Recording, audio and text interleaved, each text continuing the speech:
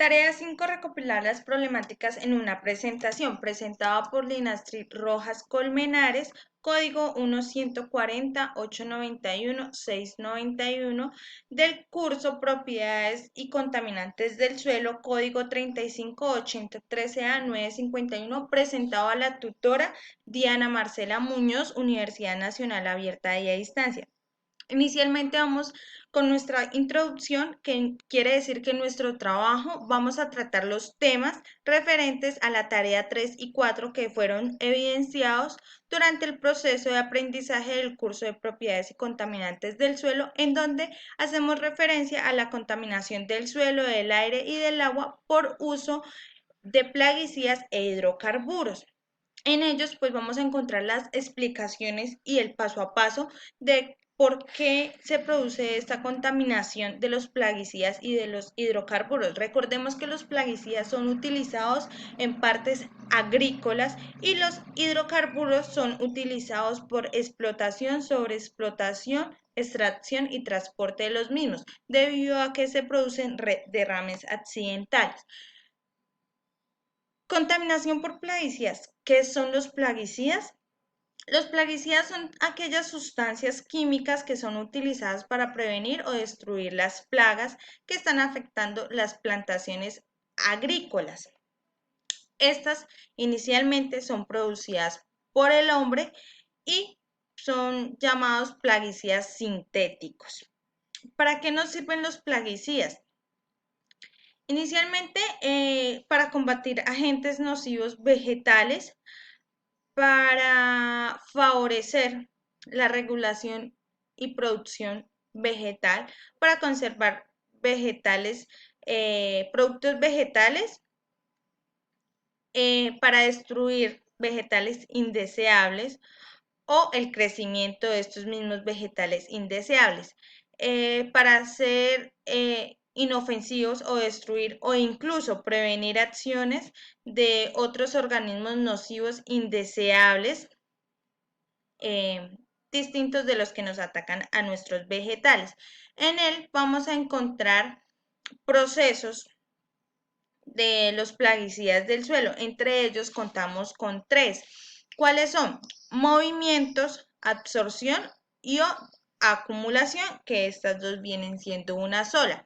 ¿Qué nos quiere decir el movimiento? Que son utilizados cuando los plaguicidas se transforman al suelo mediante una disolución o por arrastre mecánico, es decir, bajo la influencia del agua o de acuerdo al grado de desplazamiento que está influido por las características físico-químicas del suelo, la frecuencia o la intensidad de las lluvias. También contamos que este es un proceso de movilidad en la cual se realizan ensayos de movilidad en columnas de suelo y ensayos de movilidad. En campo, en ellos los ensayos van acompañados de limpieza, cuantificación, monitoreo. También contamos con la absorción y o acumulación. ¿Qué quiere decir nuestra absorción y acumulación? Es el tipo de bioremediación en el que podemos definir la absorción de un elemento y una fase sólida como un resultado de estas moléculas de plaguicidas que están retenidas en el suelo. Nuestra absorción de los plaguicidas en el suelo está modificada por degradación directa al suelo y el transporte de estos compuestos. Los plaguicidas quedan retenidos y se absorbe durante o sobre arcillas y materia orgánica. ¿Cuáles son, digamos, los principales parámetros que debemos estudiar por los plaguicidas en nuestra absorción y o acumulación? Pues que tenemos una toxicidad aguda, una toxicidad semiaguda, una toxicidad crónica y resultados de estudios específicos de tipo metabólicos. Eh, También contamos con el mecanismo de absorción. porque en él encontramos que hay un cambio iónico, que encontramos enlaces por fuentes de hidrógeno o puentes de agua, cambios de ligando, enlaces de transferencia de carga, fuerzas de Van der Waals, interacción hidrofóbicas. En él, pues por eso tenemos nuestra imagen, en donde tenemos una breve explicación o ejemplo sobre los procesos que hacemos nosotros para mitigar esa contaminación de los plaguicidas en el suelo. ¿Cuáles serían nuestras alternativas de manejo a nuestra problemática por plaguicidas? Inicialmente contamos con tres. Una de ellas es la fotocalipsis, la bioremediación y las celdas de seguridad en plaguicidas. Actualmente en nuestro territorio damos uso de las tres, pero pues la más común es la bioremediación. ¿Cuál es la fotocalipsis? Es una reacción fotoquímica que convierte la energía solar en energía química y en la superficie un catalizador, un sustrato. Durante este proceso tenemos lugar a la oxidación como una reducción de la que nos promueve la eliminación de mayor parte de los contaminantes, especialmente en el sector urbano. También contamos con la bioremediación, que es en la que en los últimos años se ha venido haciendo énfasis en el uso de los microorganismos y en las plantas para así crear ambientes, o sea, para que los bioremediación de ambientes contaminados estén acompañados de una biofertilización o biopesticidas o controles biológicos que permiten que nuestros productos agrícolas generen un menor impacto. En él involucran las reacciones de oxidación y reducción donde los contaminantes se oxidan y los contaminantes oxidados se reducen. Hay que tener muchos tipos diferentes de contaminaciones que pueden eliminarse. Entre ellos, pues están los hidrocarburos, los aromáticos, los policíclicos, los petróleos, los pesticidas, los plaguicidas, los clorofenoles, metales pesados, colorantes, sulfatos. Eh, esta bioremediación es un proceso en el que los organismos vivos se encargan de absorber, degradar y transformar los contaminantes y poderlos retirar sin que haya daños colaterales o alterar en sí su efecto. La celda de seguridad es aquella que se toman medidas conocidas como celdas o un relleno de seguridad, en el que se crean capas cubiertas de materia inerte en la cual se genera en la tierra y cuenta con diversos subsistemas que conllevan a un manejo de residuos de los lixiviados hasta lograr en sí tratamientos de gases. Cuando hablamos de bioremediación, queremos llegar a la caracterización físico-química del suelo, la inoculación de la bacteria, la implementación de la técnica de biopilas o bioaumentación, preparación de la base de biopilas, recolección de lisiviados, tratamientos de suelo, tratamientos del suelo por plaguicidas o pesticidas, microorganismos degradadores, entre otros.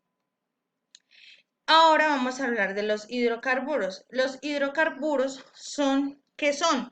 Son compuestos químicos orgánicos construidos únicamente por hidrógeno y carbono. La gran mayoría de estos hidrocarburos están en el interior de la tierra o en el suelo y son producidos y son productos de la descomposición anaeróbica bajo condiciones muy puntuales de grandes cantidades de materia orgánica en las cuales se constituyó en distintos cuerpos de seres vivientes.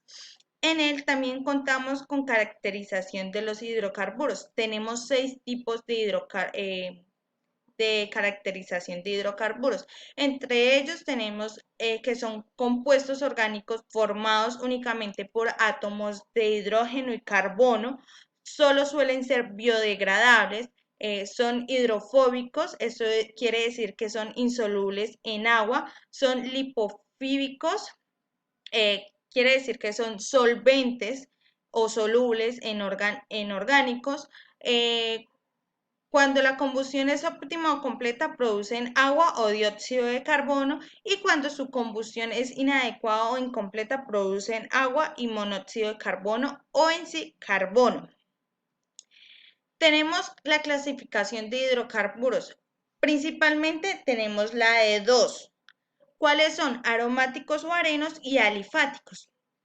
Los aromáticos y arenos nos dice que son aquellos compuestos orgánicos cíclicos caracterizados por tener un núcleo común conocido como benceno, que puede ser de dos clases. ¿Cuáles son? Los monocíclicos y los policíclicos. ¿Cuáles son los monocíclicos? Son aquellos que solamente cuentan con una molécula de hidrógeno del anillo bencénico por cadenas laterales.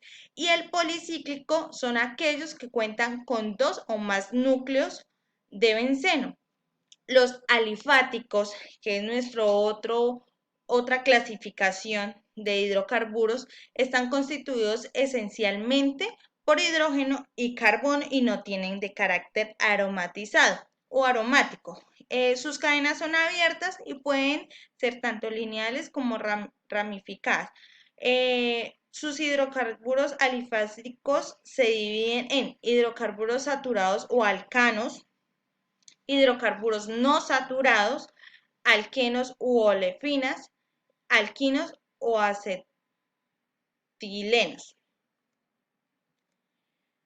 Tenemos también una alternativa para manejo al problema de contaminación por hidrocarburos. En él encontramos los biopilas activas, la fitorremediación y la biorremediación.